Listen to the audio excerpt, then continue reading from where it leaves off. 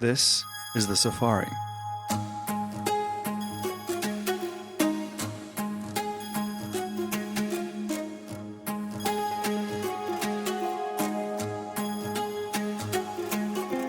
The Safari is a tour around the consumer, brand, and retailing industry.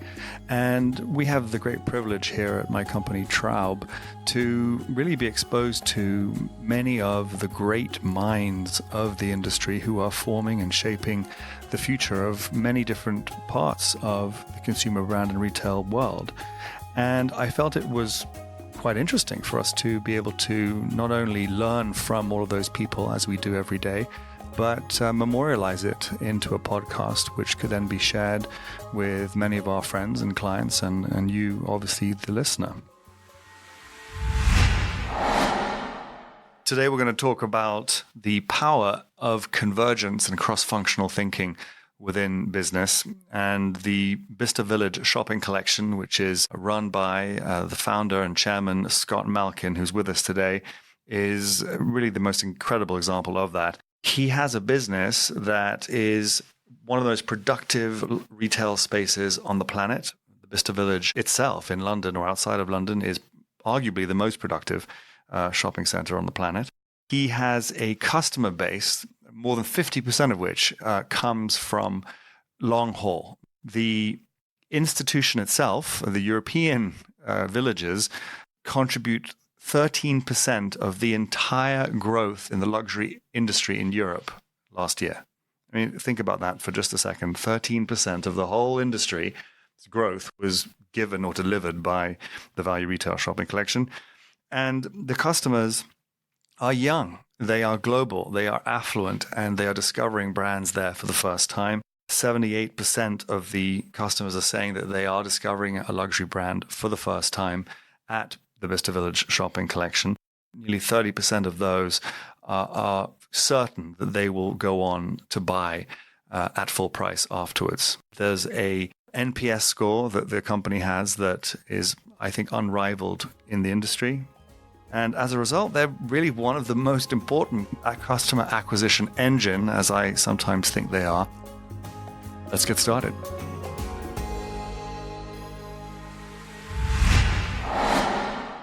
All right, Scott Malkin, thank you so much for joining us on the Safari today. It's a great pleasure to be here. Sitting here under Marvin's portrait, it's kind of wonderful to be having a chat with him as well.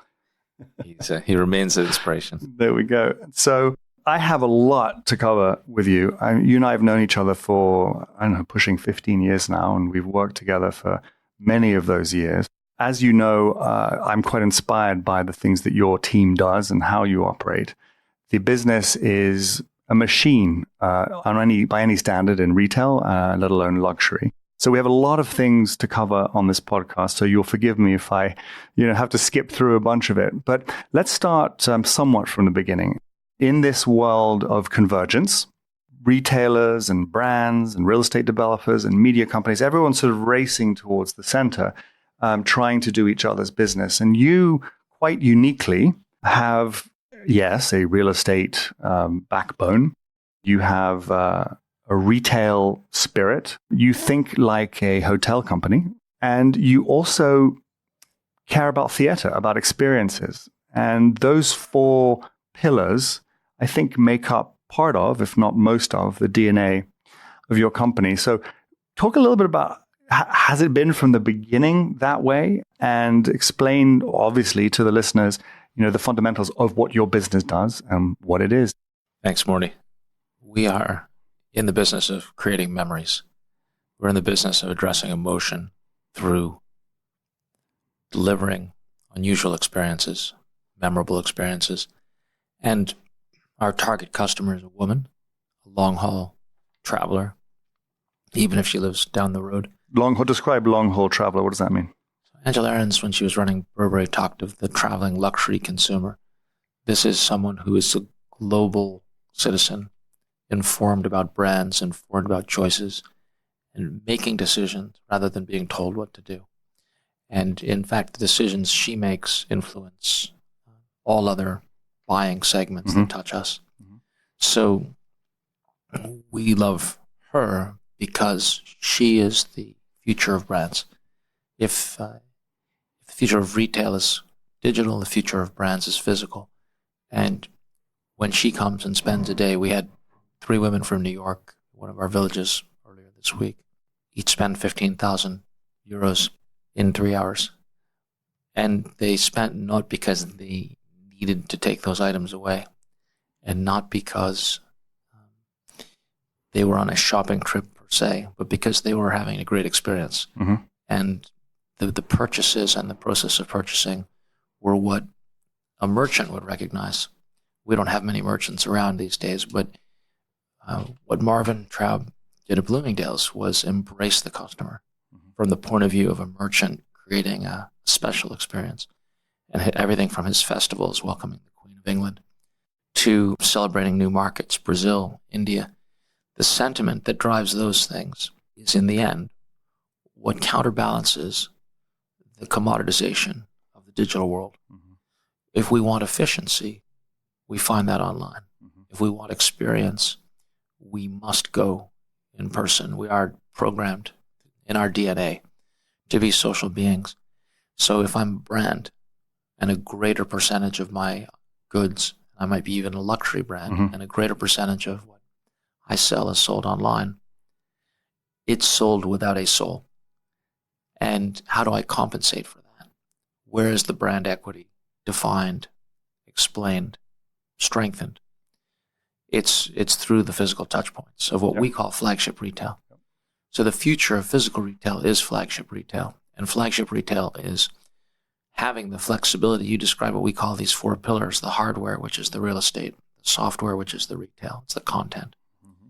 the guest-facing experiences, which is that hospitality route; and then the curation of experience, which is a Prada pop-up store in Marfa, Texas, mm-hmm. or Studio 54 between 1977 and 1980. It's the mixture of people and the moment that deliver experience that encourages people. And you always talk about the software versus the hardware. And in this case, maybe real estate and retail are part of the hardware, but hospitality and experiences are the software, and the two together make what the Bicester Village Shopping Collection is. So there is this great expression, FOMO, fear of missing out.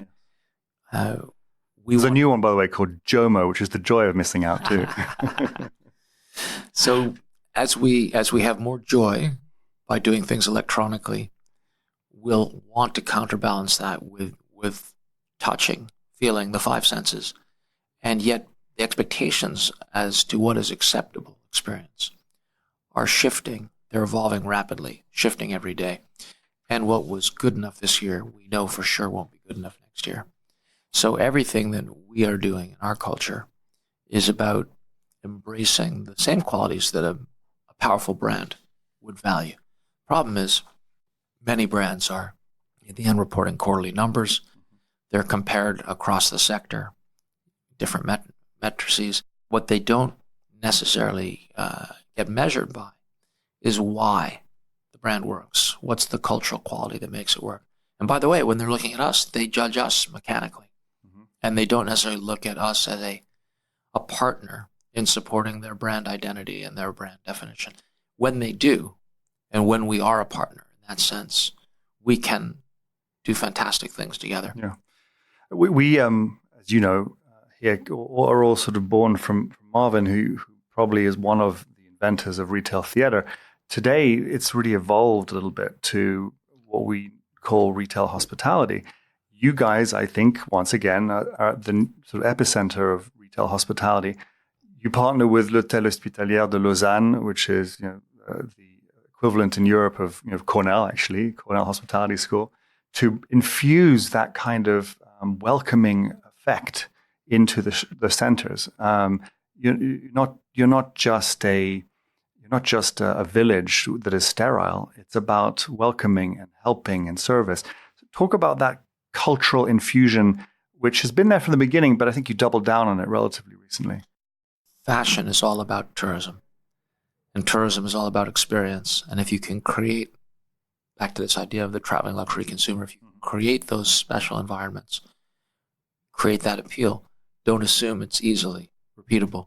Stay in place, raise the bar, invest more, and have an operating culture. Again, convergence of not just real estate guys, you have an operating mindset and hire a lot of retailers to be on site, correct? We are overwhelmingly staffed by retailers. Our retailers think we are a retail company. You think you're a real estate guy, but you're really a retail guy. I'm the guy who locks the door and doesn't let anybody leave till they figure out what they do next. But you put these groups together, and people are passionate, and they're professionals, and they're focused, and they all have a vision that they can lead incorporating components. They tend not to have a vision that together they share the leadership. Mm-hmm. It's messy. The friction is painful. Mm-hmm. But that's actually what produces the outcome. And so what we look to do is find people who have an ambition to be more than conventional, because our belief is that whatever is conventional today is already out of date, and who in that aspiration to transcend convention recognize they have to make sacrifices. This idea of the journey, right? The transcendentalists said that the journey is more important than the destination. So that's something about the quality of the journey, the quality of the experience, the people. And what's exciting about our company is that people want to join us even though they understand it's not conventional. It is a bit messy. And the retailers think we're a retail company. Our hoteliers think we're a hotel culture. Mm-hmm. They know we're not a hotel operating company. Our real estate people are convinced that it's all about the hardware. That's why it works. You let the inmates run the asylum. We have the pleasure of merging these forces. What's interesting is some choices, if you talk about hardware, if you're in the wrong place or you have the wrong physical construct, you're doomed. And the challenge with malls is they were anchored by department stores. They were meant to be this great innovation, and they're inflexible. You can't really redesign them. You can't really recut them. So you mentioned villages before. We have open-air, pedestrianized shopping streets that are highly flexible. 25% of our they're beautiful, mix, beautifully designed. They're meant to embrace the guest. And we have guests rather than shoppers, of course, because of the hotel industry influences on us. But they're meant to allow the guest to embrace experience. And 25% of our brands in the merchandise mix change every year. Bigger, smaller, different. And another 20% on average change because they're on a cycle of refitting. So 45, 50% of the physical experience is brand new every year, which from a department store operating perspective, that's reinvesting in units, fixtures, higher quality, delivery, product. But a shopping center or Madison Avenue aren't curated that way. It's not physically possible. Yeah, but it's funny you referenced the department store. I feel that what's interesting about your business, it's a case study in cross-functional integration. People of different mindsets, backgrounds, nationalities even. Let's not forget that you have teams across now, 10 countries? We have 18 nationalities and 27 languages. Yeah, there we go. But I really also feel that it's not just a real estate company, it's not a mall company. You actually might more logically be defined as a leased department store in some ways, because it's all concession-based. Though it looks like a village, it looks like an open-air shopping center, it has a lot of the mindset of, look, it's our center. We partner with you, the brand, who are our client, but we're ultimately working together to make sure that we get the best outcome for our visitors, who are everyone's clients. Well, what's interesting is I think one of the reasons department stores are less and less relevant in our world, in our modern retail world, is that the merchant and the role of the merchant has been shifting towards the brands. So the U.S. model wasn't a leased department store model. It was the store, own board, yeah. Store was own bought. They understood the customer. The tradition of becoming a merchant was to start as a buyer, and that's all gone. In part because the merchants have been edging towards the brands, and the brands have had to embrace retail and retail experience as a way of defining who they are and what they do.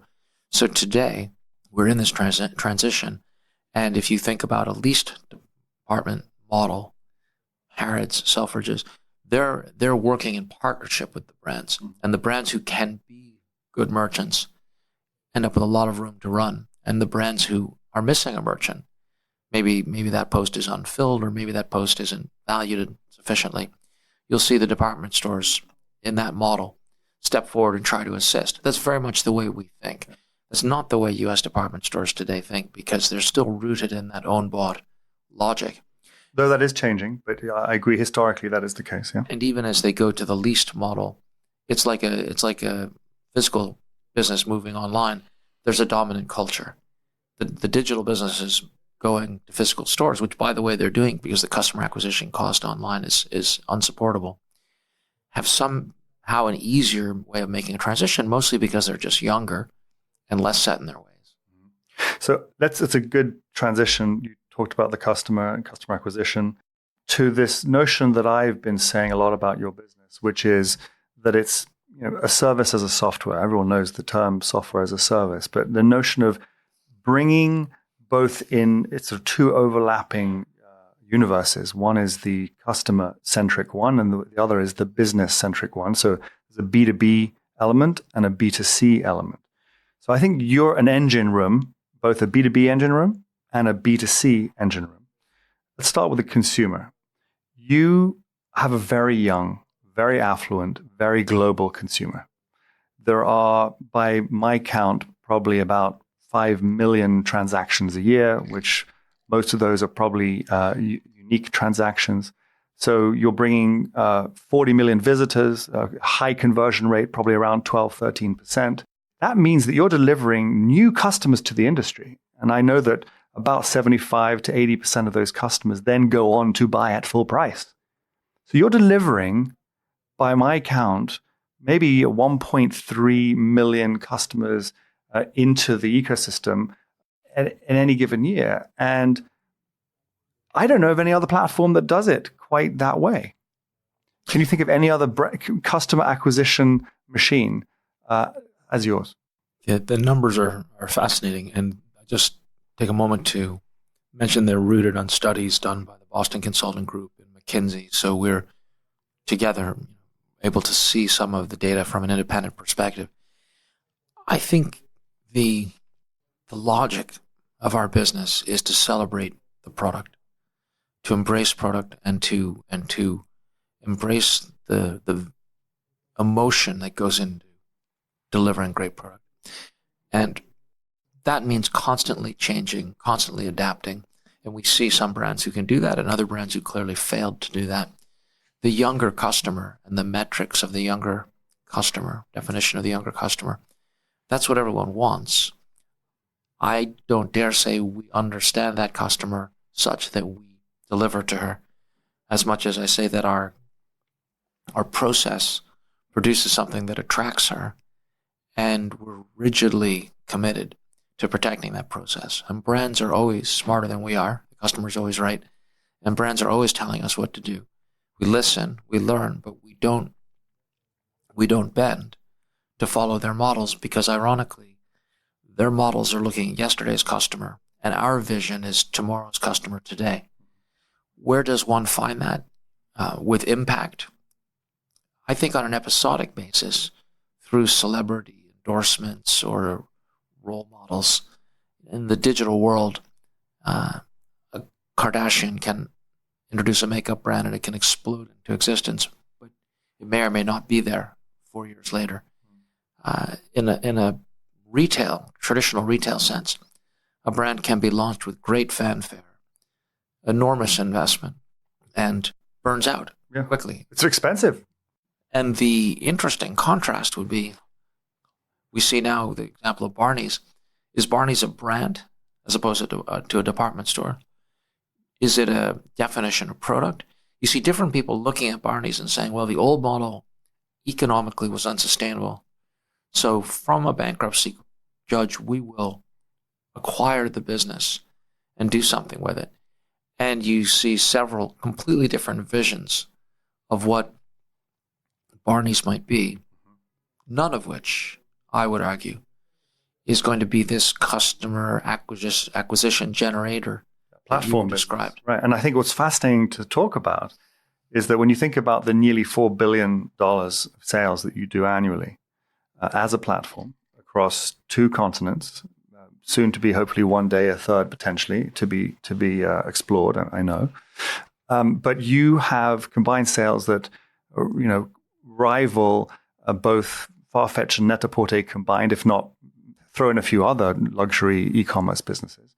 And if you take those businesses, for example, Farfetch, I think, has 15 million unique visitors per month, but they convert at 2%, right? So 2% of those 15 million, 300,000 people come into their shop, as it were.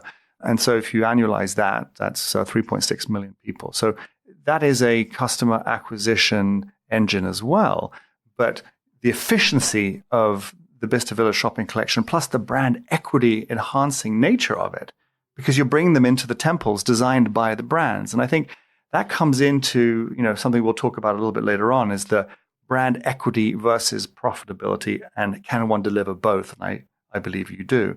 But talk a little bit about the platform, the fact that as now going to the B2B side of this equation, we talked about the customer, the young customer, but you're bringing these young customers into the ecosystem. You have hugely profitable four-wall economics. You have a beautiful brand environment. The stores are built out exquisitely, and you're calling them flagships today, and you're right. So from a B2B perspective, aren't the brands having their cake and eating it at the Bicester Village Shopping Collection? That's a fascinating question. How do you think brands view what we do, Morty? Because my sense is it's all over the map. That's a good question. I think that the luxury brand industry in general is still stuck in various instances in the 20th century. Now, the industry at large has been growing, fueled by an extended economic expansion that's now 10 years long and hopefully will long continue, but nonetheless, it's been fueled by an incredible expansion. Therefore, it's been a rising tide. I'm not saying they didn't have to fight for that expansion, but in general, the industry has expanded. What they haven't embraced fully until very recently was e-commerce. So e-commerce is now sort of du jour and something they talk about. And I would say that historically, it was always off-price or outlet in general, but also e-commerce was a no-no. And I think they're suddenly realizing that in order to run a business properly, you need to have a graceful way to engage with the disposal of excess inventory, but also to not burn product, because the consumer is very sustainability conscious. They care about the environment. They don't want waste, and they frankly will not stand for it. And today, any micro element of one's business can be magnified globally by social media. So they're realizing that not only can it solve that problem, but it's, as I said earlier, a hugely profitable environment, though they don't, not all of these kinds of businesses are created equal. I would argue that Value Retail and Bicester Village Shopping Collection is kind of its own distribution channel. And it's not an outlet company. It is a hybrid of different elements. And so I think you might be right in suggesting that there's still a lot of learning that the luxury executives still could have about the power of a platform such as this that has both physical brand equity enhancing capabilities, but on the other hand is wildly profitable. And by my measures, by the way, if the average discount is 50% off for retail, I believe that with the 15% occupancy cost and store services and personnel at 22%, these companies, on average, I believe, are making somewhere between 20 and 25% four-wall contribution, and by the way, not at small numbers, at high velocities. So wildly profitable, and therefore the payback on your capex on building the stores is probably months, not years. So it's really it's sort of free customer acquisition, or it's almost negative occupancy cost. I mean, it's just you need to be here. I can't see any other way to say it. But I guess I answered that question quite long. What do you think about that? So I'll try to complement what you've just said. Firstly, I think there's an important requirement which I would term as one of discipline. We must have a clear purpose and we must have a disciplined approach. So, for example, one reason we have 800 retailers is they are in the shops every day working with the brands to ensure that we only have in those shops well-curated, complete collections of authentic surplus, no manufactured second-tier lines, no fake product, no diminution of brand quality. This is all about respect for the brand, respect for the product, and respect for the guest, for the customer. So that's awkward to address. It's limiting in some ways the profitability of the brands compared to what they've been able to do in the U.S. But on the other hand, in the U.S., they've destroyed their brand equity in the process. And they've destroyed the channel of distribution. We take the approach that flagship retail has the same core characteristics regardless of the merchandise positioning, whether it's surplus or current season. Others don't necessarily agree. That's the discipline piece. The second term I would emphasize is humility. It takes humility to embrace agility. And the only way forward for brands or companies in this sector is to have organizational and emotional agility. And those are not found in this sector or in most sectors. And the bigger one is, and the more established one is, and the more requirement there is to run with consistency and efficiency, the less likely there are to be senior executives who are selected for agility. They're selected for reliability. And then if you're a public company, there's another layer of expectations imposed upon the executive infrastructure. So humility and agility are not associated with pronouncements and certainty and the voice of confidence, but we live in a post-Adam Neumann world, and people are seeing the glass half empty now rather than half full. What percentage of luxury CEOs do you think have been to Bicester Village, the most productive shopping center on the planet? There are two parts to that question. The answer firstly is relatively few. And of those who have been, how many have been in the last 24 months? And without naming names, the leaders of brands who are defining the luxury and fashion business today, they've gone. They find the time to go. They overcome the, I would call it hostility, cultural hostility towards the thought that we're somehow embracing or celebrating their surplus. Historically, the brands burnt the stock in part to deny they had surplus, to emphasize perfection.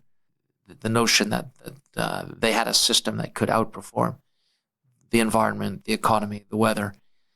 So it's, I would say, the ones who are agile have been there. And some of the most important CEOs for fashion retail in the world have been there in the last 24 months, but it's a small percentage of the whole.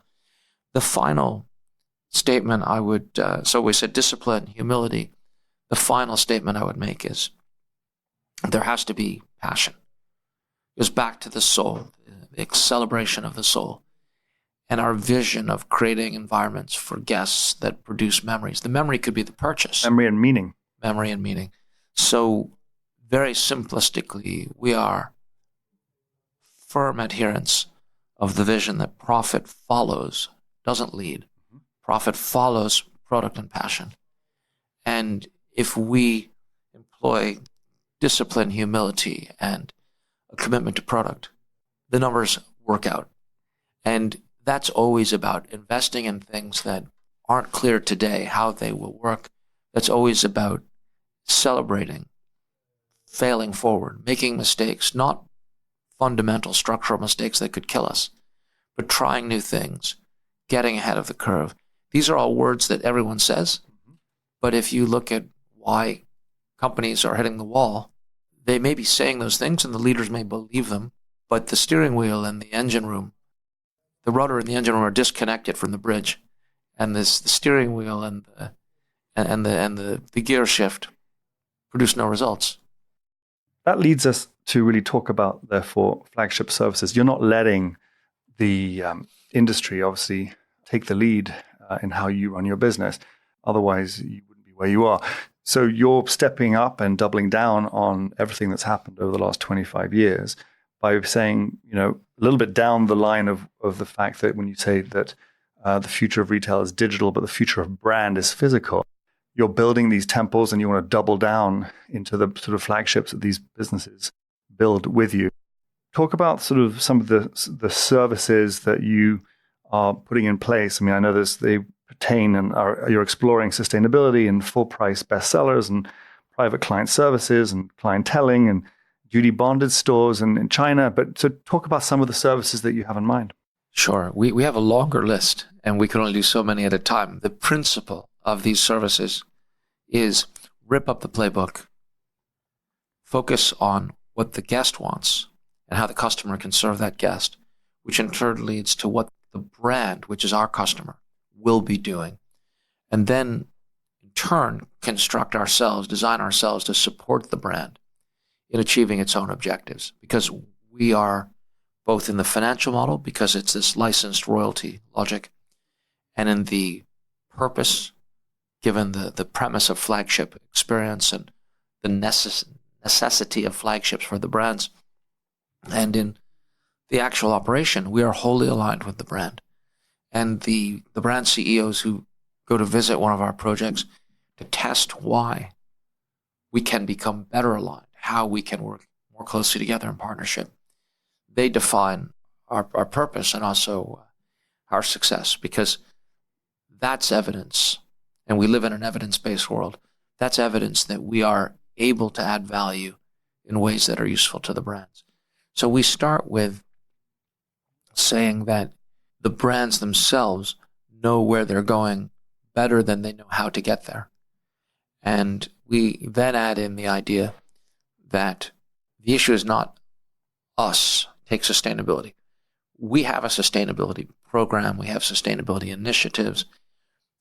The flagship services logic is, in addition to all of that, how do we help the brands approach their sustainability objectives and ambitions? How do we help serve the brands define and communicate their commitment to sustainability, which is ever more necessary when the Real is announcing that it is sustainable retail? That just shows how central the theme is. It's a dominant theme for this moment, and it's growing in volume. So that's one broader statement.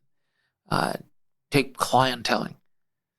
Clienteling in this sense is not we're building our own list of high-value clients, which of course we do. This is how do we support the brands as they address their high-value clients. And in a world where within the brands, you still have enormous debate about what is the target client profile and what is the difference between CRM and clienteling, between big data, which everyone says is the future of the universe, and making a handful of people feel wonderful and special, and they spread the word about why the brand matters. Quality hyper efficiency, as they call it at LVMH, which is a fancy way of saying word of mouth, right?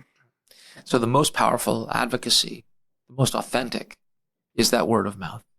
It's just the thought that someone whom you trust enough to test and follow. That's why your NPS scores are off the charts as it pertains to the luxury industry. And that's also from the study you did, I think. So what we try to do is get the brands to lead these things. But in fact, usually we're, in some sense, embracing that same friction I was describing earlier.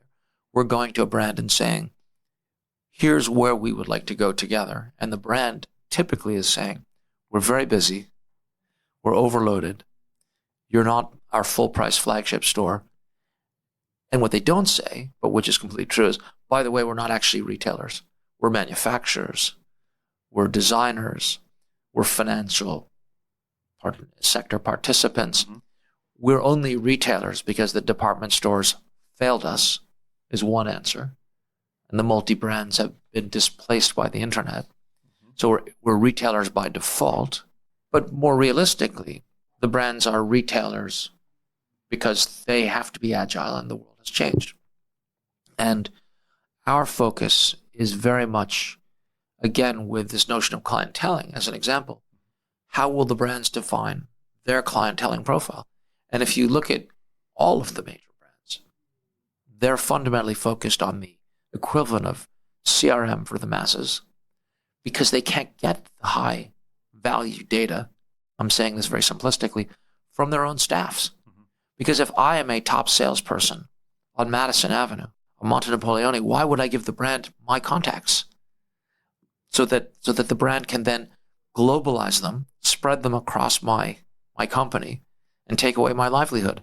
And by the way, what if my brand struggles and I change brands? I want to take those clients with me.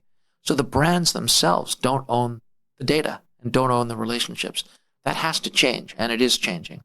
So the interesting puzzle is how we can help the brand achieve that. None of what we're doing, by definition, therefore, is comfortable. So you spoke about the Hotel Academy in Lausanne. We have these proprietary programs we're working on with them because it's taking hospitality industry concepts and trying to use them to train retail experts. But who are those experts? We pay for the training. They're the managers of the stores in the brand's boutiques in our villages. So we're actually taking, at our cost, a boutique manager who works for a famous brand with great pride, great ego, great confidence. And we're actually saying, would you please go to Lausanne and do a high-intensity, specialized course to address our customer, that luxury traveling consumer, to address our vision for flagship retail, full-price customer acquisition. And by the way, you're going to be told a lot of things that either you haven't been told by head office or may contradict what you're being told by head office because actually someone came from halfway around the world to spend the day with us. And you have to fight for her time against 149 other fashion and luxury brands in this village of boutiques. You don't own that customer as a regular attendee of your flagship full-price store and have her live in the immediate catchment.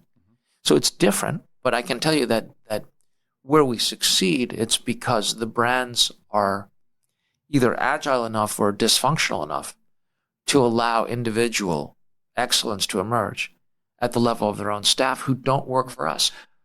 What's interesting about the clienteling side of it and the service and hospitality training is that in some conditions, it would allow you to be able to say to a client who walks into the store at, maybe Bicester Village or La Vallée or wherever, who says, by the way, I've seen the marketing in Vogue magazine of the latest boot, and I see that this is obviously last season's boot. Do you have the current season's boot? I'm going to buy this boot. Can I also buy the other one? You're able to potentially over time offer full price selling. Is that something that is being explored, and what's your philosophy on that? So our philosophy is flagship retail customers must be given whatever they'd like. Mm-hmm. The customer in that example is always correct. So in terms of full price access, there are the mechanical pieces, and then there's the surprising piece. So we're running trial programs now, full price sales in store on an iPad. So that boot could be sold in real time in our store, in our village, on the salesperson's iPad, and could be waiting for that guest back at home in Doha or Dubai or Delhi, delivered directly by the brand from its local distribution hub, if you'd like, store network in those markets. That's one example that we're trialing. A second is we're looking at, if you think about current season bestsellers, particularly things like handbags, right? You're a luxury traveling consumer. You're likely to buy that bag in a duty-free store in an airport. From the brand's point of view, you have a window at the airport to capture that woman's attention. Yep. If she's prepared to shop rather than other things she could do, if the flight is delayed, but if she's racing to the gate, you've missed her. Or if someone else, some other brand captures her attention, you've missed her. So why shouldn't we offer a second window, B, Heathrow Terminal 5? Terminal 6, I think, as you call it. Terminal 6 with the shopping without the planes. So why can't we capture her for the brand? By the way, the brand owns her data when she shops, when the brand has made that sale. And she can buy that bag and get the duty-free reclaim from us or from the airport. So the brand increases its coverage, its capacity to touch that duty-free consumer. Now, here's the surprising piece that's less obvious, but absolutely fundamental. The biggest obstacle in selling those full-price items is the sales staff, is the quality of the staff, how well they're trained, how well they know the current collection, how they are treated, how they are regarded by their own brand employer. And that's wildly variable. And fundamentally, again, because the brands historically aren't retailers, it's not a comfortable arrangement. And then when you get to our world, which is, again, the messy part, right?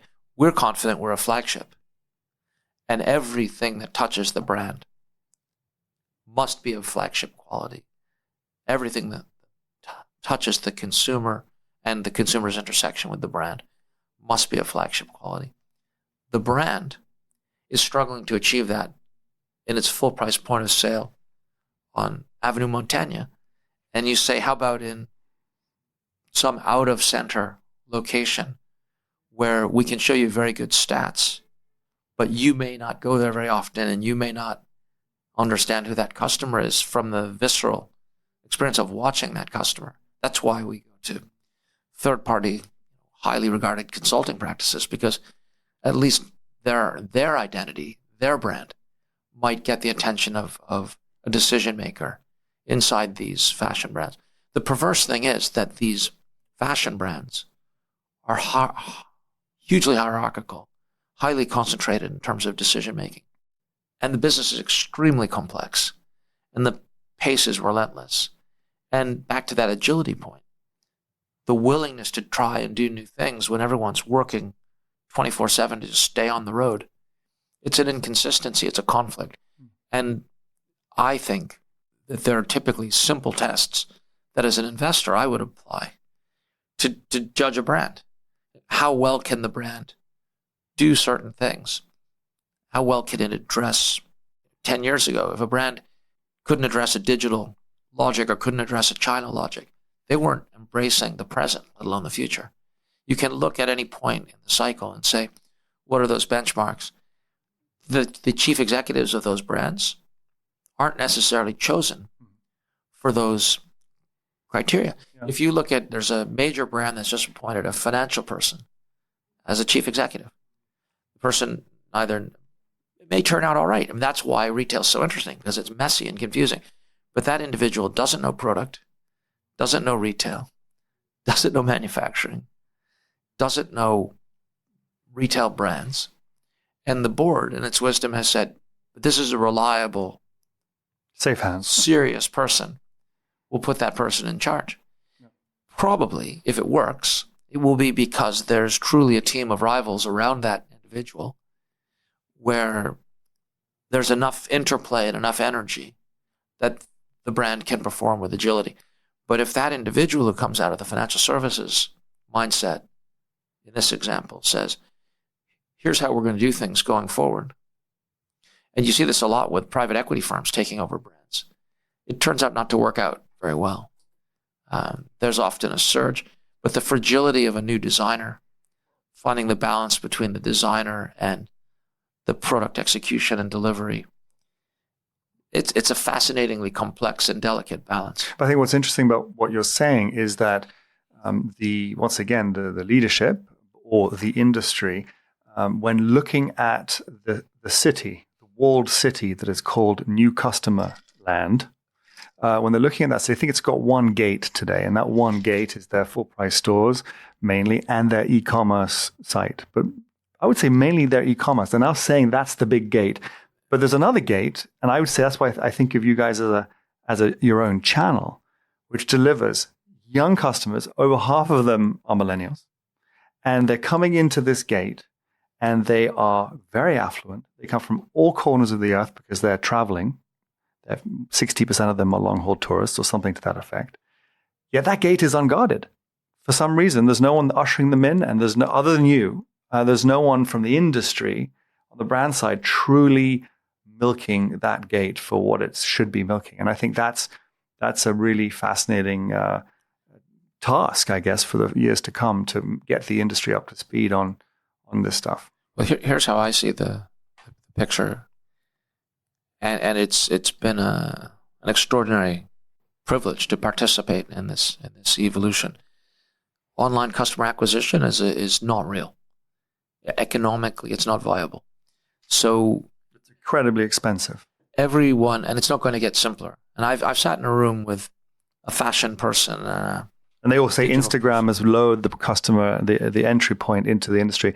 It's not true, because you have to pay there as well, and you have to pay the influencer, and you have to pay Google, you have to pay Facebook, and the customer acquisition cost online for a luxury brand can be as high as $300 per customer. That means at that margin, you have to sell them at least $400 or $500 to break even on the first transaction. It's expensive. The retailers call it the Facebook, Google tax. They're that literal about it. So there's no future except for momentary surges based on digital popularity, awakening consciousness. There's no reliable customer acquisition online. Customer acquisition through department stores is waning and becoming increasingly irrelevant. Though I would say in that instance, because of the multi-brand nature of it, and again, you have similar multi-brand, obviously, functionality, the eyeballs that historically brands have received from department stores, I think still do. For example, the great irony of ironies is that the CEO of Bonobos, who's the godfather of digital native land, said that their number one most profitable channel now is Nordstrom. So, they've gone from saying, these guys, they don't want to do retail. Now they're opening all their own retail shops. When I say these guys, I mean the digital natives. They're opening retail shops, and now they realize that to get the eyeballs, there are people that actually shop in department stores, and there are many of them. So it's about balancing the whole industry, I think. I think that's absolutely correct. The point is, Nordstrom's taking the point of view of a merchant and a retailer. Department stores are increasingly run by accountants and private equity owners. And that's a mismatch because actually the customer is intelligent. The customer is wicked smart. And the customer says, there's nothing here for me, or this is a place that cares about me, wants me, and is investing in me. And so that's what I think defines the end of the modern department store. It's not the internet, though that has a huge impact. It's centralized buying, the abolition of buyers' training programs, the idea that one person sitting in front of a computer screen through, let's call it retail analytics, can predict who's going to shop where, why, and how. It doesn't work that way. So you need the digital and the analog together. Mm-hmm. So the department store is limited as a customer acquisition point.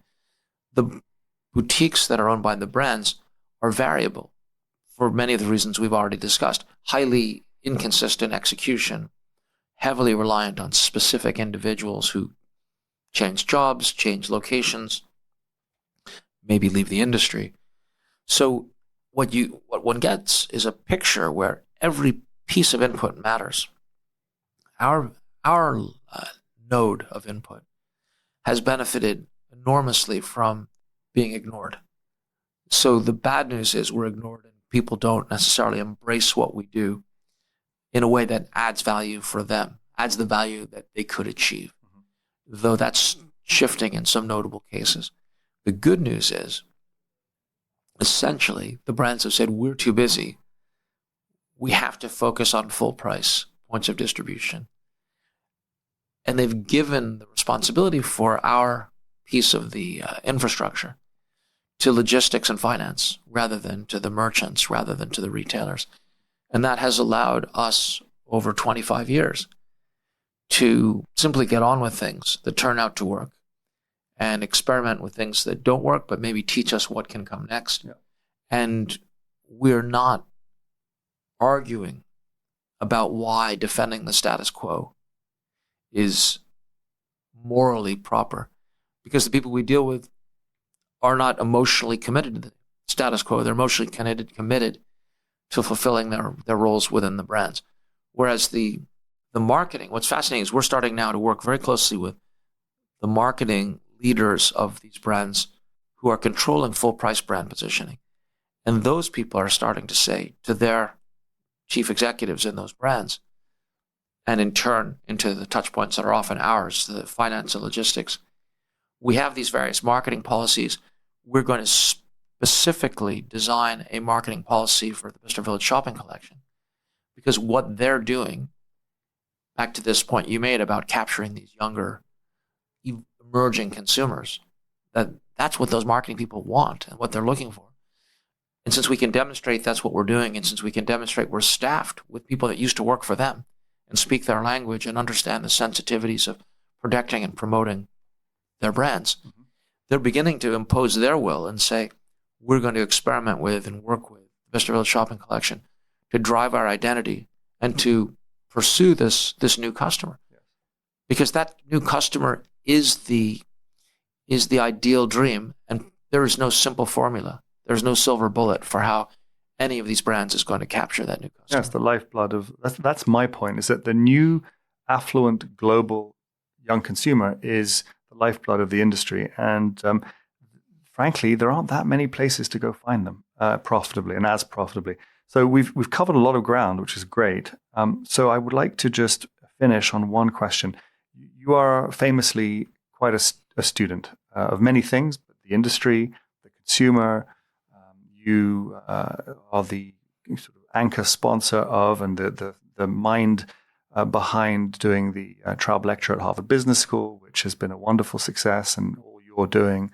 You take your teams to Silicon Valley and to Seattle to meet Amazon, and you go on these pilgrimages to learn. So you're always thinking over the horizon. I know that about you. What are the things that you have seen or read or are thinking about that you have learned maybe on your pilgrimages to Silicon Valley that are keeping you enthralled or interested about the next decade in consumer, in automation? I mean, it doesn't have to be anything pertaining too much to the industry, but it could be. What's been fascinating to you of late?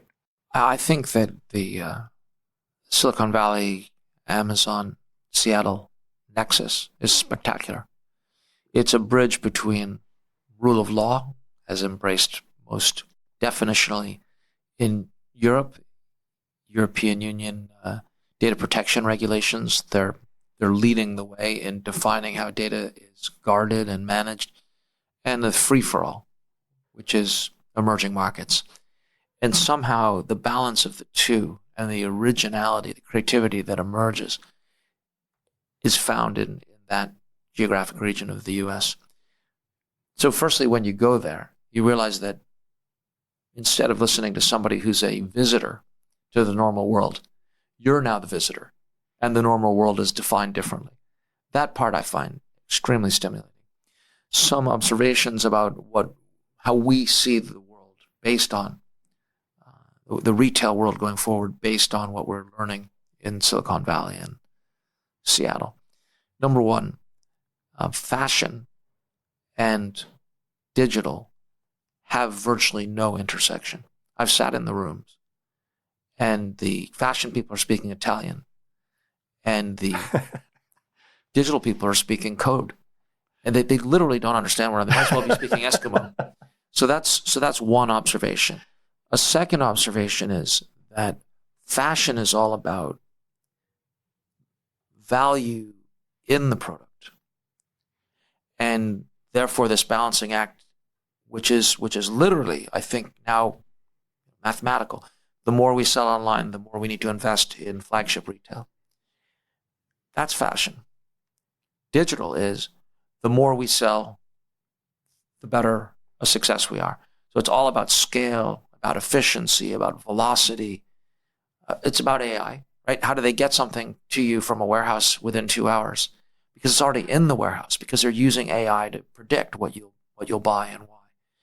But again, volume at the expense of everything, because efficiency is the core, versus brand value as the authentication of price. Two wildly different points of view. The third thing is that point you made about customer acquisition cost. Everybody wants to think, particularly the financial markets want to think, or those who speak to the financial markets are pushed to confirm a falsehood, which is there's a silver bullet in terms of customer acquisition, and it's called the internet. Doesn't work like that, and it's not going to work like that.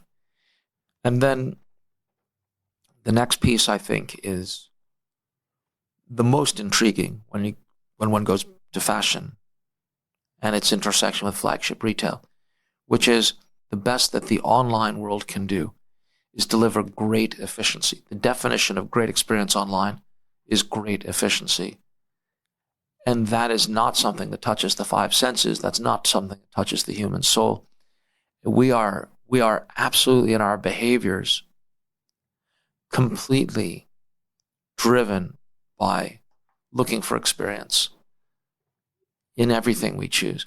The types of experience, the qualities of the experience, the acceptability of that experience, it's all rapidly evolving. The notion that sports athletes and movie stars are going to be wearing fur coats seems to be gone. It wasn't so long ago that the greatest innovation in the retailing of fur was that football players and basketball players were wearing fur coats because they were much bigger. So the coats were much bigger. Mm-hmm. So the industry was growing, and now it's evaporating. So these shifts built around, if you'd like, the mindset of tomorrow's customer are very real. But what's absolutely clear in any study you read is this: younger people are spending less on possessions to spend more on experience.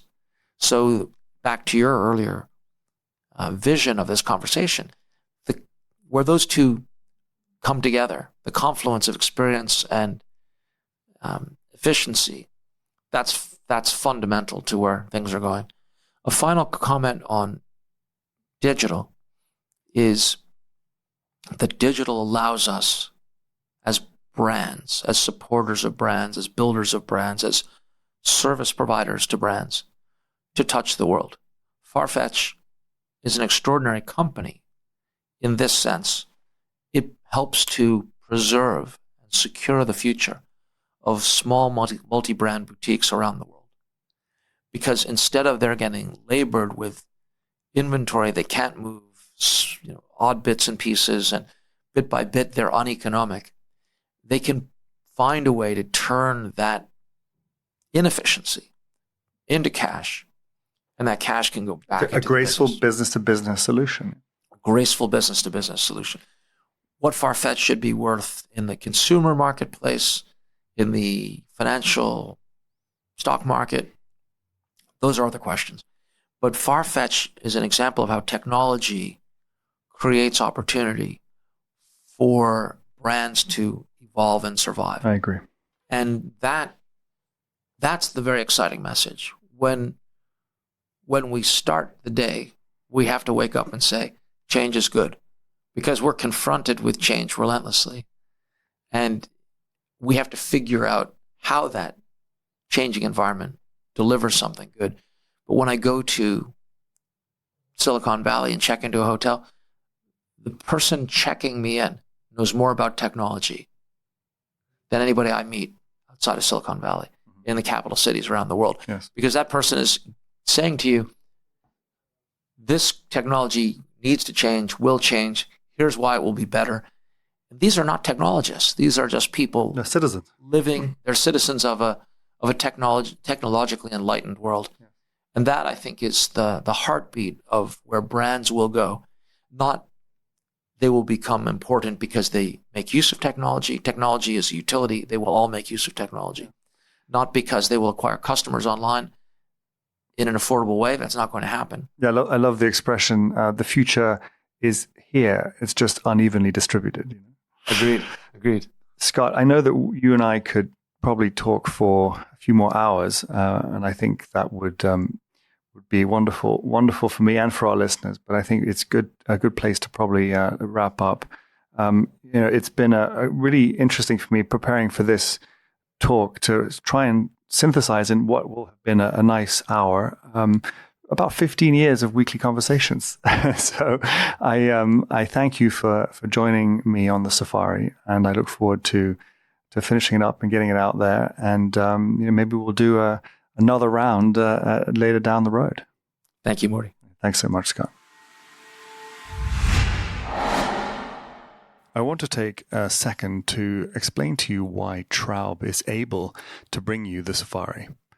We pride ourselves in being at the very center of a very global, very complicated consumer and retail landscape. And in our travels, as we help think, manage, and expand businesses in many different channels and geographies, we're able to meet and learn from some of the great minds in this industry, and it's really wonderful to be able to bring them to you. And in doing so, I hope that you, the listener, will be able to learn a little bit more about what we do at Traub as well. If you want to learn a little bit more about Traub, you can go to traub.io, where you'll learn a lot about everything that we do. If you're enjoying the safari, please do share it with your friends and colleagues within the industry, and please also don't forget to subscribe and like it.